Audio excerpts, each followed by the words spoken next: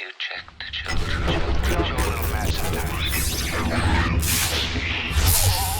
Hi, I'm Chucky. Wanna play? Sometimes that is better.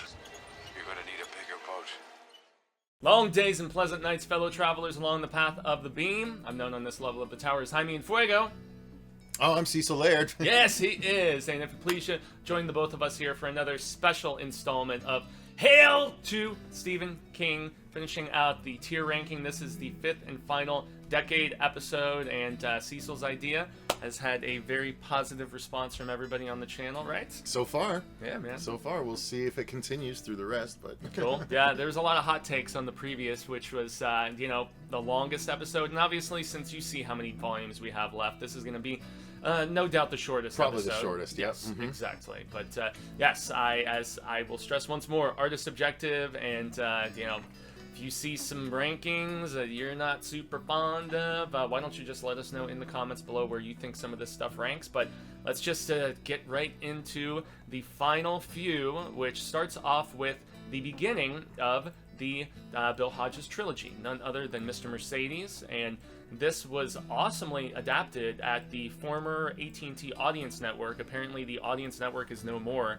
as of this year, so there's uncertainty as to whether the show could continue in any capacity on like a different network, a streaming service of some sort, whatever. But yeah, just for the sheer reason that that was the only place people could watch it, it was kind of a travesty, because I feel like Brendan Gleeson was terrific in the role of Bill Hodges, and the fact that he was on a network nobody really had, it was tough for a lot of people to watch, unless you were AT&T or DirecTV in that regard. I've still never seen it. Yeah, I've got the first 2 seasons on DVD, and they're supposed to be eventually putting out the 3rd one sometime this year. But yes, this all started out with King wanting to return to just like hard crime and investigation and detective work and stuff like that. And so began with Mr. Mercedes, and there is a incident that is really the crux for all 3 of these books within the trilogy, because each book starts out with a different perspective from this huge accident that transpires, where a very nasty little mofo, Brady, he decides to steal a Mercedes-Benz and just plow through a bunch of people at this job fair who are out there, in the early hours of the morning in the cold, unemployed already if they're at a job fair, and then in turn just to add insult to injury or death in a lot of cases, to get run over and killed. And this one starts out with a guy who kind of befriends this young mother who couldn't even find a sitter for her baby, and so she has the child out in the cold as they're waiting to get in and actually, just see what sort of employment opportunities are there. And you can tell there's kind of a little attraction, there's a little bit of a sweetness between the two of them, and then lo and behold, that's all just destroyed quite quickly as Brady just plows through, and he's got the clown mask on and everything. And there is even a joke about Pennywise early in the book where they're just it's that self-awareness to a degree. This is obviously a different level of the tower, so to speak, where Pennywise has been adapted into a It film and whatever. But long story short, Hodges, when we first meet him, is he's a damaged and depressed, drunk, and he slowly, as Brady starts messing with him for never being able to catch him, he gets back in the detective groove. He has a little bit of a love interest thing, which is King kind of living vicariously, the older guy getting together with the younger lady and, having like the little fling and whatnot. But we also get the introduction of Holly Gibney in this book, and she's much more reserved and, she's got the antisocial kind of OCD-ness about her, but she comes out of her shell as she forms this friendship with Hodges, and it's really sweet. And you've also, you can't forget Jerome and just that trio that they form as they go after Brady and try to figure out what's going on. But Brady also has the weird relationship with his mother in this, which is gross, and it's a very strong start to the trilogy. My personal favorite is still Finders Keepers, but Mr. Mercedes, it did some great world building, and it is a solid B for me, maybe even a B plus at the end of the day.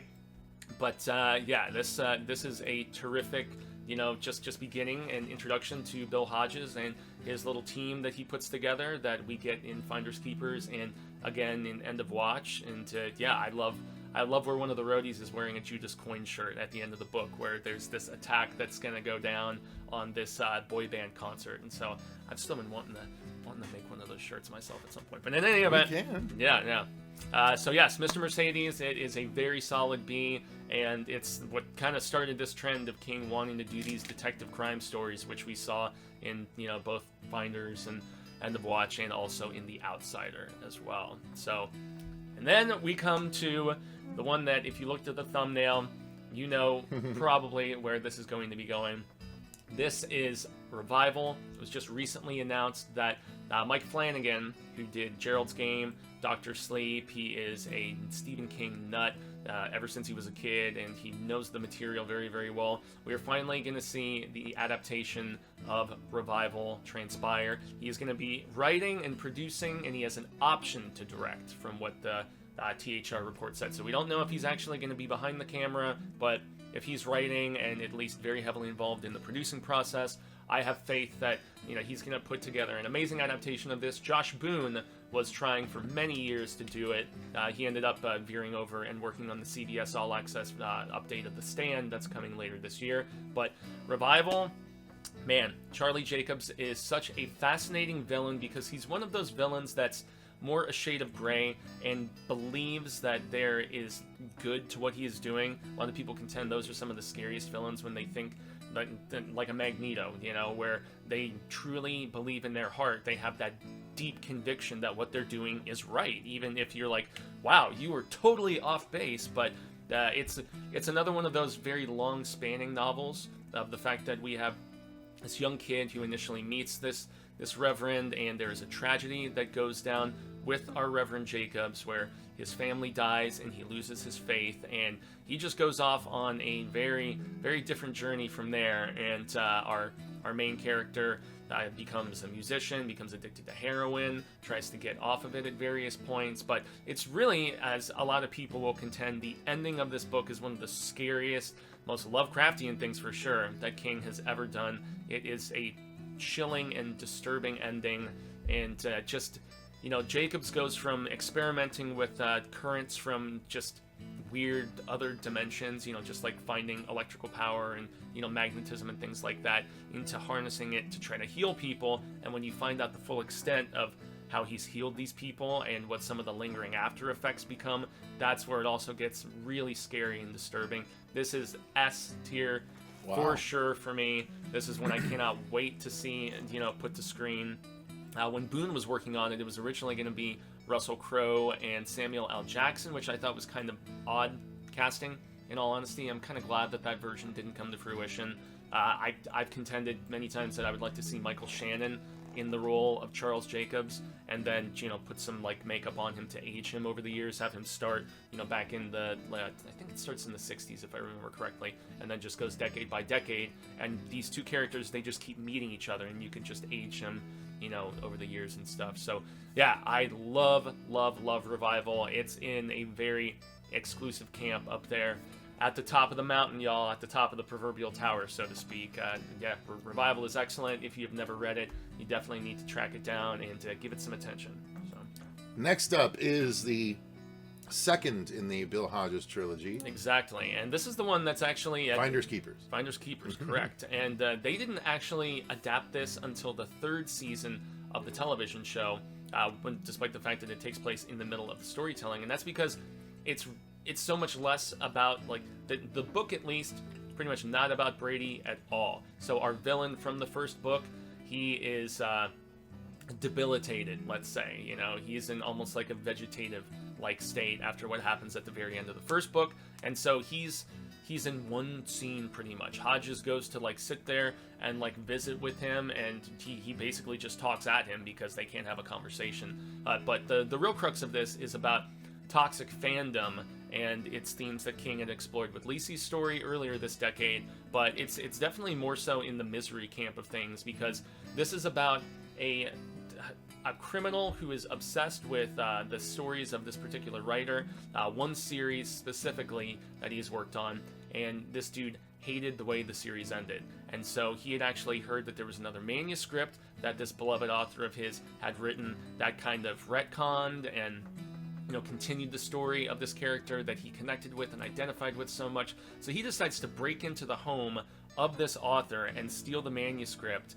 He ends up killing the author in the process, and then ends up in prison for many, many, many, many years. But he did bury this manuscript on the property that, when we flash forward to present day, this young kid is living on. And this kid happens to discover it right about the time that dude is being released from prison, and it turns into a sort of cat and mouse between this kid and between this bloodthirsty bastard who is trying to, first and foremost, find out what happened with the story. He desperately wants to read it, and he terrorizes this kid, who in turn goes and seeks out the services of Bill Hodges and Holly Gibney, who have started their new private detective agency.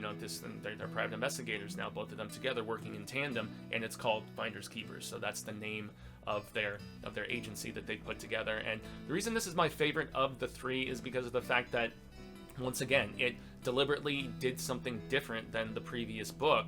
And I'm fascinated with the obsessiveness that fans have with it. I mean, it happens with comic book adaptations all the time, right? Where people are just so... And I get upset with Stephen King adaptations when they change things, because when it's something that means so much to us and we don't appreciate the changes, it's fine to change something. In some instances, it's changed for the better. I mean, for me, look at Dr. Sleep and, even certain aspects of like Misery and Shawshank and stuff like that. But in other cases, it's not for the better. And so that's why I really dig the fact that something different was done, and I dig the it's very much still a real thing for King, is the fact that fans are obsessive, and King's fans are probably very obsessive to a degree. I know I am, but it's a fine line. So this is on the A tier. Cecil guessed it; he knew where this one was going. So this is definitely, it's probably an A- at the end of the day, but I definitely do prefer it to Mr. Mercedes. It is my favorite of the trilogy.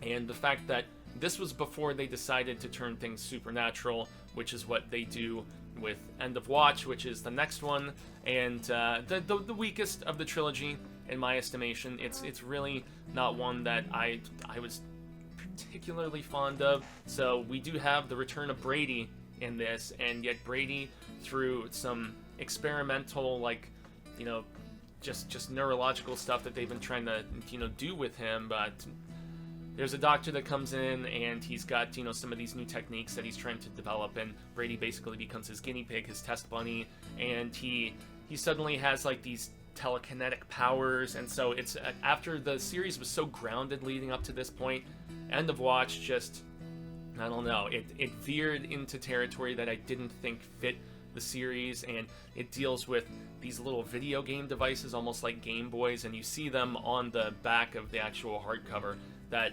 there's a game that is programmed into them that is brainwashing people. It's just, some of the ideas are outlandish and just silly, and for a series that was just so realistic, the over-the-top weirdness of this one, this would probably be a D, in my opinion, if not for the fact that I love Holly Gibney and Hodges and their father-daughter kind of thing that they almost have going on by this point in the story, because they've worked together for a while. That's what puts this at the C tier as opposed to the D tier, and it has a very emotional finale to it. And I mean, that's really, it's the ending, and it's the camaraderie between a returning Jerome. He still is, he's very much kind of pushed to the side as far as the amount of assistance he's able to employ, but it's the Holly Hodges connection in this that really adds the heart to this story, despite all of the wackiness that just it goes. It's a little bat shizzle in this degree. So End of Watch, weakest of the trilogy, unfortunately, but still, since I love the Hodges character and Holly, that's what saves this one from being close to a D or something worse. So. Next up is Gwendy's Button Box. Oof. So remember... oof, he says. Yeah, so remember when, King said Needful Things was going to be the last Castle Rock story? Well, then we got Gwendy's Button Box, which is the Castle Rock story. And this was co-written with Richard Chizmar. Richard Chizmar is the head honcho behind Cemetery Dance, who you've probably heard me talk about a lot. They do some of the absolute best deluxe editions of anything Stephen King, and various other authors as well. I have all of their deluxes, whether it's the Secretary of Dreams, 2 collections of short stories that are big deluxe coffee coffee table size books with great illustrations. They've done versions of Sleeping Beauties, and they've done the first few Doubleday releases like Salem's Lot and The Shining and Carrie. Love Cemetery Dance, and I haven't read any of Richard's stuff writing by himself, and he has put out his own shorts and novellas and stuff like that. But isn't the next one all him? Gwendy's Magic Feather? Gwendy's Magic Feather is exclusively written by Richard, which so is we why... won't be ranking that one. No, won't be ranking that one. Stephen King had nothing to do with that particular story. Otherwise, we would throw it here in this ranking. But since King didn't write it, and when I didn't see it on the screenshots that you sent me, I was like, yeah, but it's not a Stephen King book. It's like Gwendy's Magic Feather is the equivalent of like Castle Rock, where it's somebody playing in his sandbox as opposed to him having any direct involvement whatsoever. But yeah, so this does take place in Castle Rock, and there's mention of Castle View and some of the other surrounding Kingverse main terrain and whatnot. But yeah, so Gwendy is essentially a chubby youngster who is going into junior high, if I recall correctly, and she's had kids teasing her, calling her the was it the Goodyear Blimp or the Michelin Man or some crazy teasing like that, really mean stuff. And so she decides that she is gonna, lose some weight before she goes into this next grade. And so there are these stairs that basically go up this cliff that's there in Castle Rock. And so she's running up these stadium stair kind of things. And as she's doing that one day, this guy named Richard Ferris, RF. Yeah, Randall Flagg goes under many guises throughout all of these different appearances that he has, and it's always just some variation of the initials RF. So Richard Ferris, as he is calling himself in this instance, basically approaches this young girl, and he's like, I have a proposition for you. I have a box that needs protection. It's a small little button box, and there are different colored corresponding buttons with each continent across the entire planet. And then there is also 2 other buttons. One disperses these little chocolate candies, and then the other one is a button that she is told never to touch because of the fact that it is like pretty much world-ending destruction is what he kind of hints at. And so he's like, I need this to be kept safe, and so on and so forth. And she's like, what's the catch here? Are you a chomo or something? Like, why are you talking to me, you creepy guy? But he assures her, and she believes him. And so she starts eating these tiny little chocolates that come out in the form of different animals each time. And she's immediately invigorated, and she only eats like 1 a day because that's a stipulation. She starts losing weight. She gets a boyfriend. Her grades go up. She joins the track team. So everything basically starts going great in her life, but there is always a catch in this regard. And the writing, this is one that King started, and then he basically handed off to Richard to help him finish. And I don't know why that was the case, but I think it kind of shows in the fact that it's kind of a bland, boring book, and it's not that compelling. And once again, it deals with a crazed person that becomes obsessed with her, and it's this boy who used to pick on her, and so there's a confrontation with him, and it's just, it's fine. It's one of those stories that is very much just okay, but it didn't wow me. It didn't do anything memorably. It's also a very short book. It's more or less kind of a novella. I think I read it in just like a couple hours one day. Gwendy's Button Box, it's a D for me, unfortunately. Okay. It's just, it didn't bring enough interesting to it. It didn't feel as much language-wise like a King book, and I would probably attest that to Richard's rewriting, presumably, and maybe even doing entire passages himself, and it also being a Castle Rock story that I think came out shortly before they started doing the Castle Rock television series, and almost felt like an opportunistic return, maybe. Okay. So yeah, I don't know. This is around the time where I was kind of losing a little bit of faith in King, and nonetheless, it's still better than a lot of other stuff you would read. And if you want some of those little Easter egg connections, there is the fair share of mentions. But yeah, Gwendy's Button Box, I don't really like this book, guys. So if you were a big fan, hey, that's totally cool. So next up is Sleeping Beauties, and another one that I'm not particularly fond of. Is this the other possible F you were talking about earlier, or no? I was thinking about it as that, but no, I'm not going to put it that far down, but it's not going to be too much higher, and it's a bummer because of the fact that this is it was for this book tour that I went and I did that video where I interviewed all of those people and went out to Chicago, and this is one that he co-wrote with Owen. The thing that I will contend about this book is that I love the premise. The premise is essentially, what if all of the women in the entire world started falling asleep, and after that's happened, they start getting this like cocoon type stuff over their faces. You can't awaken them, but if you do awaken them, it is like, unfortunately, very similar to Cell, where the women turn into these like rage zombies of sorts, and almost similar to like Crossed, I guess, in a lot of ways, where it's just like violent and like can't remember if there's sort of sexual depravity that we get in something like Ennis's Crossed series, but nonetheless, it's at least that's sort of similar. There is kind of a cognizance to a degree, but they can't infect you, but they are definitely just insanely aggro violent. And yet there is one woman named Eve who mysteriously appears in this town. I believe it's in Maine, if I recall correctly. God, maybe it's not. It's somewhere in Appalachia.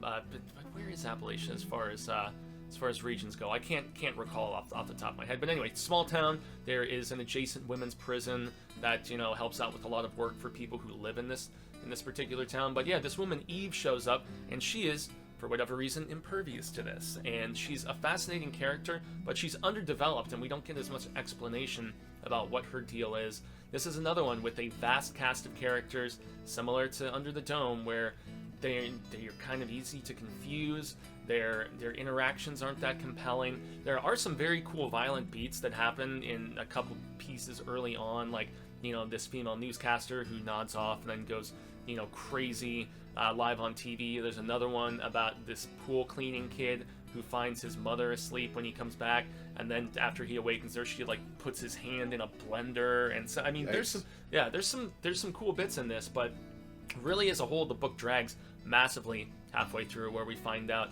that the women, after they fall asleep, they're actually in this whole other dimension that has time and space that pass by a little bit differently, but it's almost like kind of a mirroring dimension, and they live there for long periods of time, and so they're all living these separate lives like in this alternate dimension that they've gone to after falling asleep. So it's got some good ideas, but the execution and just the plotting pacing and stuff, and the lack of explanation in certain ways, and also I don't really like a lot of the characters in this. I mean, it's not that I just like dislike them, like I hated them, but they're just kind of boring, and they're easy to get confused, especially a lot of the workers at the women's prison and some of the inmates there too. So I'm curious though with this, even though I'm going to put it at a D.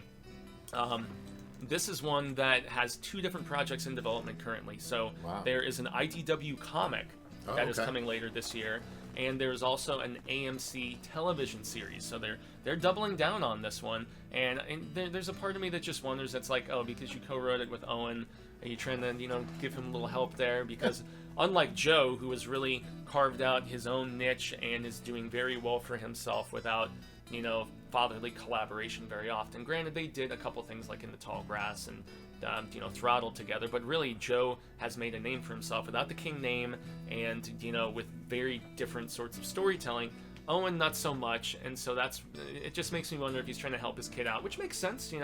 So I think since there were so many great ideas in place, streamlining some stuff for a television series, trimming the fat, and some of the artwork I've seen for the IDW comic is really, really beautiful. So I feel like the concept and the framework was strong enough that they could still do something really cool with this, but the book just did not do it for me, and it's one of my least favorite King books, actually. It's not a Dreamcatcher or Bag of Bones level, but it's not far off, unfortunately.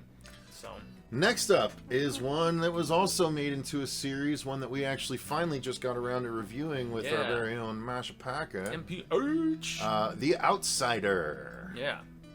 Outsider is technically a sequel to the Mr. Mercedes trilogy, and I've had people ask me countless times, they're like, hey, can I just read this on my own, because I really like the television series? And I was like, well, get ready to have the end of the Hodges trilogy spoiled for you, because Holly mentions it as Holly Gibney appears back in this. So if you include If It Bleeds, the title story in that novella collection we just got this year, Holly is at 5 stories now. King loves writing him some Holly Gibney, and she's a great character, so I can definitely Not just see... 5 stories, 5 stories in the last however many years. It's only the last 4 or 5 years. Within right? the 6, 7, but okay. Within his last decade of writing, he's obviously very fond of the character, and I like her enough where I don't know, I still would like to see some more original storytelling, but nonetheless, she's a great character, and she returns very awesomely in this, and she teams up with our detective Ralph, and they are basically going after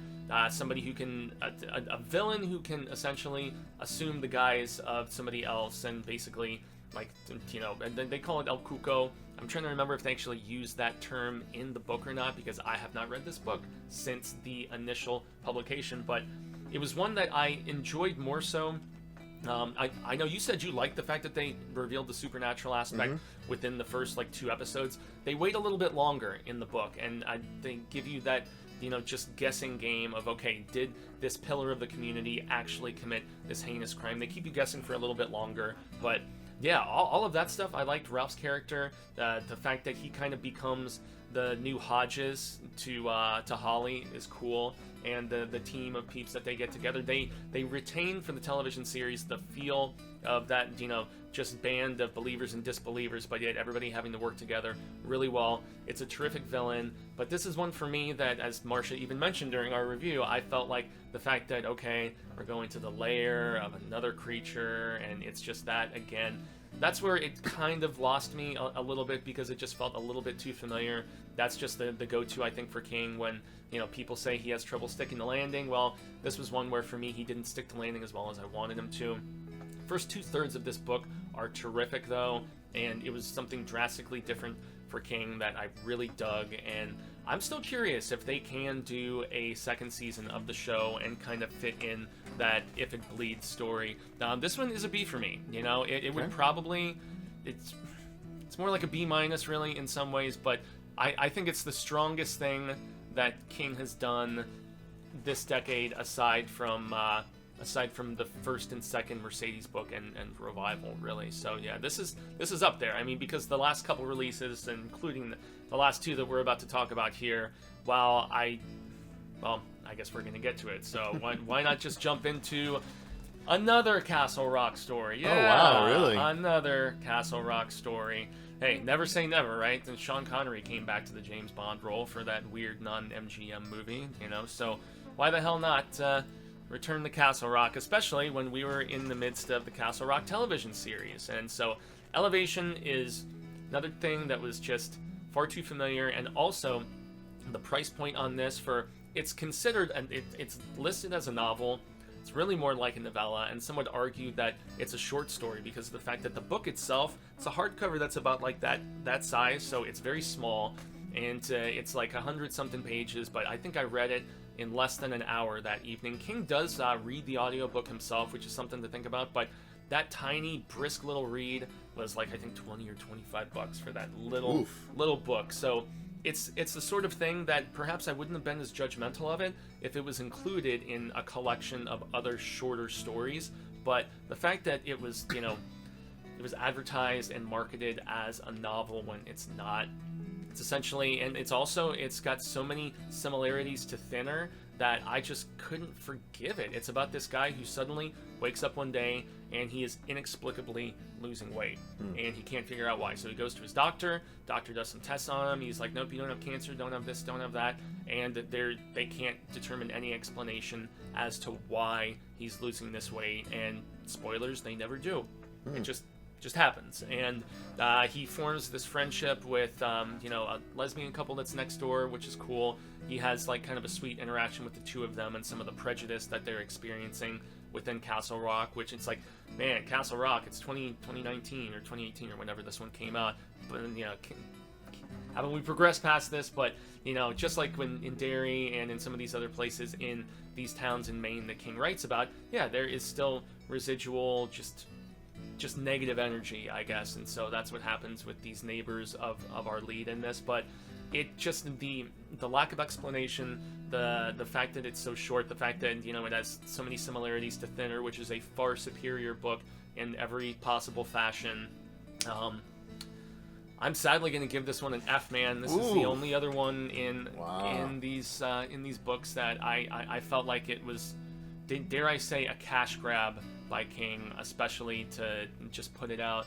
And maybe it was more so the people whispering in his ear, the team behind him that was responsible for the formatting of this. But this was there was nothing memorable about this story for me, and just the way that they put it out, and you know, the opportunistic fashion about it. I don't know. I didn't like the story at all, and I mean, in some ways, I would rather go back and have some of the aspects of Dreamcatcher and Bag of Bones that actually do have merit in comparison with this that really didn't have any, in my opinion. So I might even put this book behind the other two in the F tier. So you would give it a double F? No, F minus or F something minus, like that. yeah. So that leads us to the last final one. book that is Yeah. currently available by Stephen King as of this recording in June of 2020. Yep, and If It Bleeds isn't on this because of the fact that, just like with different seasons, Full Dark No Stars, 4 Past Midnight, those were all novella collections, just like, you know, Night Shift and Skeleton Crew and Everything's Eventual and Nightmares and Dreamscapes. All of those are short story collections, so we have a separate video plan for those, so you will eventually see those added to this tier ranking. That'll actually be one that we do live, though. Exactly. So, yes, just stay tuned to all of our social medias and to this channel here. We will announce that in the near future. You can come play with us on that one. Yes, and you can berate me about some of these opinions if you think I'm way off about Bag of Bones or Dreamcatcher, or even something like Cell, or you know, whichever one it may be. But the Institute, to just call the end to the proceedings here, this was essentially Stephen King's Stranger Things, and it was him.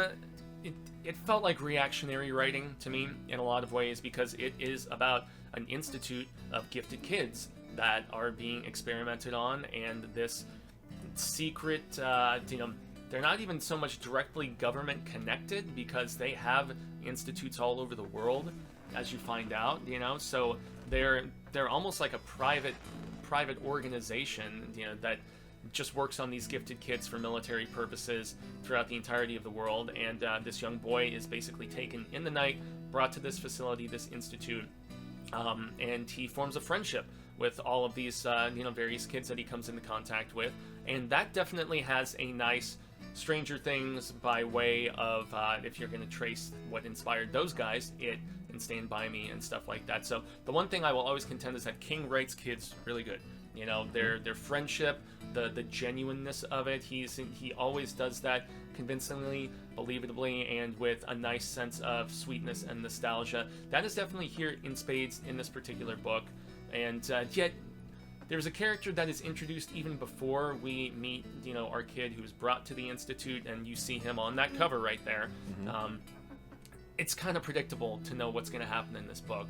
And just the fact that it had so many similarities to what we had seen in Stranger Things, it was almost like, when I say reactionary, I'm like, it was King like, oh, well, you know, I'm going to show you boys how to really do it, you know, since you obviously were inspired by my stuff like Firestarter and, you know, various other things. Sounds a lot like what happened with Kevin Smith and the guy that did Kevin Smith like humor, the real potty humor after, and so he came back and said that he did Zack and Miri to try and reestablish himself. Yeah, Apatow. There you go. Thank you.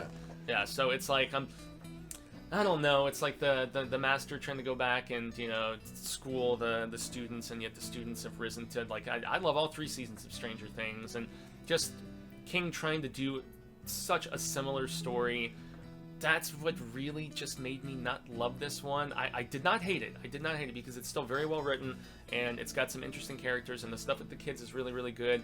And there is I always mention the heartbreaking deaths, because there is one with, kind of, without spoiling stuff, there is one kid who was brought in a little bit later on, and the stuff with him, the extent of his power and what ends up happening is really tragic and tough to deal with. This is another one that they are working on a television series for. They had already, in the current King Renaissance, they had ordered the TV series already before the book was even out. So that's where we're at right now, everybody.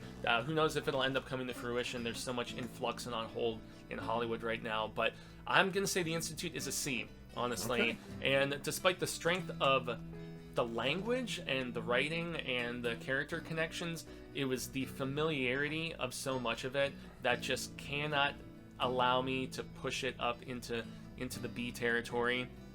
There's still a lot that I liked about this book, though, and I still gave it a fairly positive review when I discussed it on the channel last year. But yeah, it's like a C+, B minus-y, but for me, just based on the lack of originality and yeah, it was just too similar to other things that we have seen far too recently, and so that's why the Institute in the final entry here in our rankings ends up as a C. So there you have it, man. So that's it, guys. We're at the end of the journey. It's that crazy. is all. What was it 46 novels? 48 novels, something like that? Oh boy, Count them up real quick. He's written over 60 books, and that includes 60. Okay. Well, yeah, and that includes the shorts. And so yeah, it's like the 48 novella or something like and that. stuff like that. So, yeah, this was a fun process, though, everybody, and disagree, obviously, like I said earlier, please let us know what you thought about this ranking, and how you would rank your stuff. Any sort of engagement helps out this channel, and thanks for sticking around for all of these if you made it this far. Indeed, and again, keep in mind we're going to be doing probably a 3-episode ranking of the films, the theatrical-esque films. Yeah. I'm saying theatrical-esque because the films I put on there now include Gerald's Game 1922. Oh yeah. Because Netflix is now in consideration for Oscars, so I think the tall grass would fall counts. in that consideration. And it's not the same as like made-for-TV movies or miniseries and stuff like that. So we've got 3 episodes of that coming. Then we'll have 1 episode of the miniseries and TV special TV movies. So much. And then 1 episode of the actual TV series. That'll probably be the last thing that we do because we need time to watch all of those. Yeah. And then we will also be doing the ranking of the films that forgot the face of their father. So, so that's all the stuff that wasn't directly adapting King work. That was stuff, Return to Salem's Lot and all that different stuff, that Pet Sematary 2, things of that nature that weren't adapting a King story. They were continuing it, and he had nothing to do with it aside from them probably using his name and the marketing and getting people interested. All those Children of the Corn sequels, for God's sake, which we still need to get around to doing. Yeah. So stay tuned. There's still lots more Stephen King tier ranking coming, you guys. If you enjoyed this and all the other episodes, like you said, please like the video down below and click subscribe to make sure you don't miss the further rankings that we're going to be doing. You can ding that notification bell and make sure you turn it to all, so that way none of them slip by you. If you guys are so inclined, we also have our Patreon down in the description box where you can support the show more directly and also request specific movies for us to watch and review, do commentaries for, all of that good stuff. But yeah, show some support. We appreciate it. Yeah, so thanks very much, guys. Hell yeah. So and that's going to be the end of the proceedings, everybody. And until the Wheel of Ka comes around once more, hasta luego, sin amigos, constant readers and viewers alike, say thank you for taking a peek at this video. And I'm hopeful we share more of this palaver sooner rather than later. And until then, remember, stay scared and read Stephen King.